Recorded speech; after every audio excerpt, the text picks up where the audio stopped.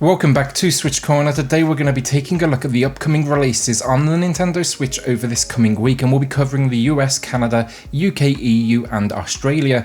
Now, a word of warning, I don't cover everything, rather those games that are catching my eye or basically skipping out, the shovelware. Here though, I'll give you an idea of how I'm feeling towards the game. Am I day one? Am I waiting to see reviews first? And then just kind of giving you an idea of really what is involved with the game itself. So with that, hit subscribe if you love the Switch as much as we all do here, join our growing family, and let's get started.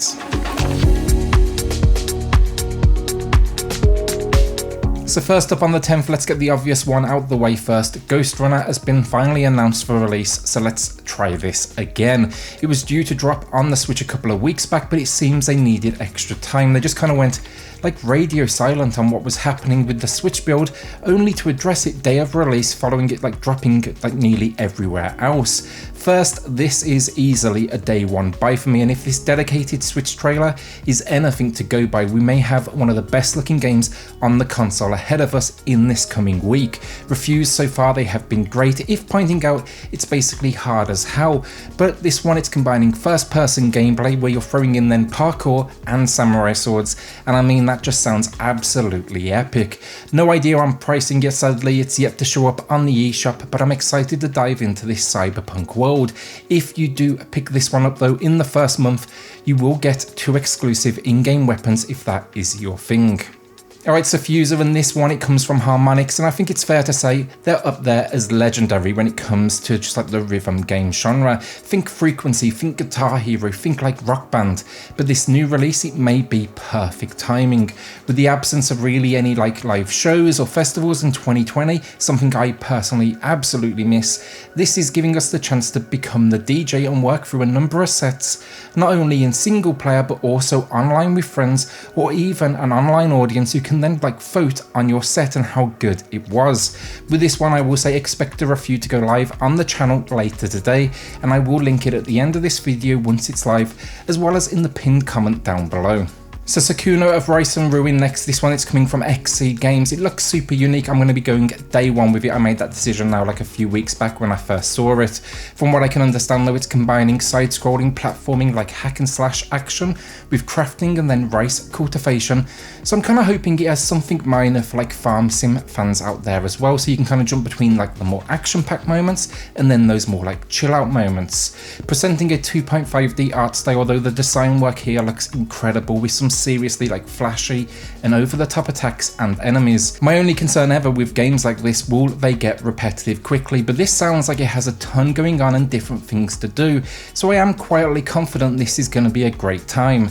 Telling the story of a harvest god though, Sakuna, you are banished from your home to a land now overrun with just demons, and now you must just survive and find, of course, your path home. Sounds quality and it looks the part as well. This releases on the 10th here in the US, but just know it seems the UK, EU and Australia, you've got a slightly longer wait with it dropping on the 20th.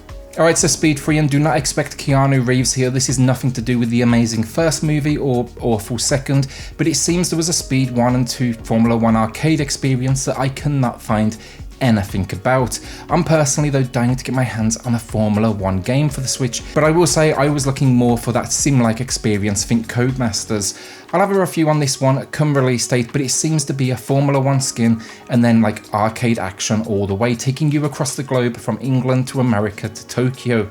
It also only has single play and local play, no online, which is always disappointing to see, but yeah, we'll see if this one's going to be worth the relatively high price tag. And I will say anything I've said here, no indication of my thoughts towards the game. I'm literally installing it as I record this. The eShop discount though on this one does expire at release, but just know I'd actually wait on reviews first, then pick up a physical copy, because right now I'm seeing it cheaper on Amazon in the US, UK and Europe, way below that discounted price. So sometimes shovelware is so special it does get a mention in these videos, and today I give you Slide Stars. Now I'm not going to lie, it actually doesn't look that bad. From what I can tell, the idea is it's combining a water park theme with almost elements of platforming and then Trials physics gameplay.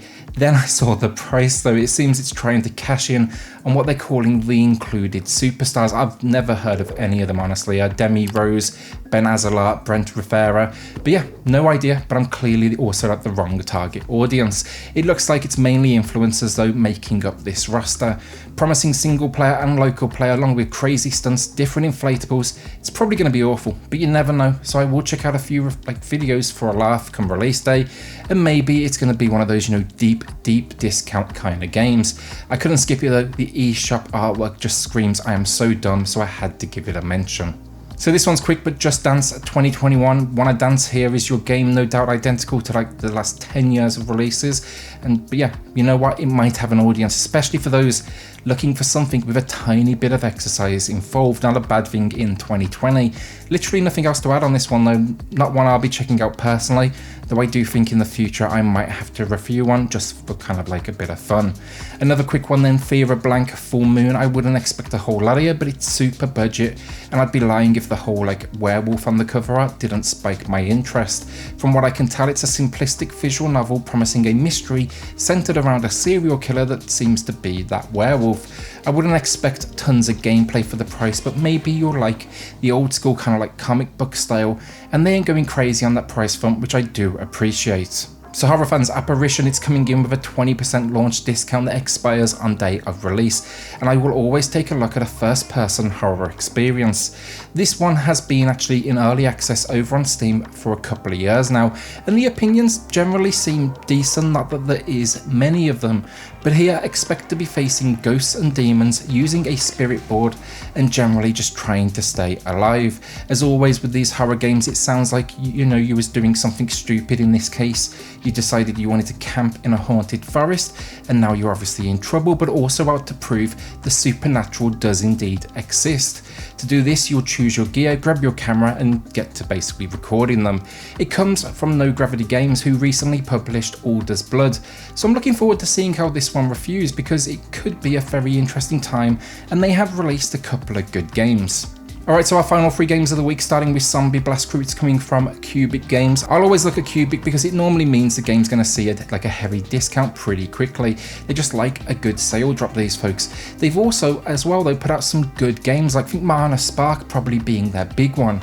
Here you are facing a zombie uprising though that occurred 11 months ago, and you must be the hero, save the day, and of course like just lead folks to safety. It's an isometric shooter, which is never a bad thing, and I'm hoping here we're going to get like twin stick controls, promising tons of weapons, missions, different survivors with unique skills and weapons, a skill tree to upgrade, and then different perks. I'm actually curious. This would be very cool if it featured permadeath for your crew, but I doubt it. My guess more a like run and gun experience, leaving any kind of serious at the door. Alright, so the penultimate game of the week, Kingdom Hearts Melody and Memory, and I'm excited for this one.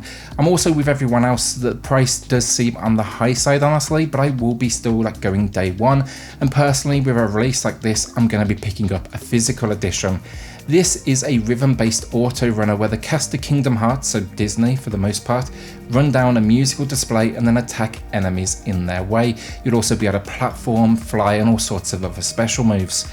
Promising though 140 different tracks, that is, I've got to say, a solid selection.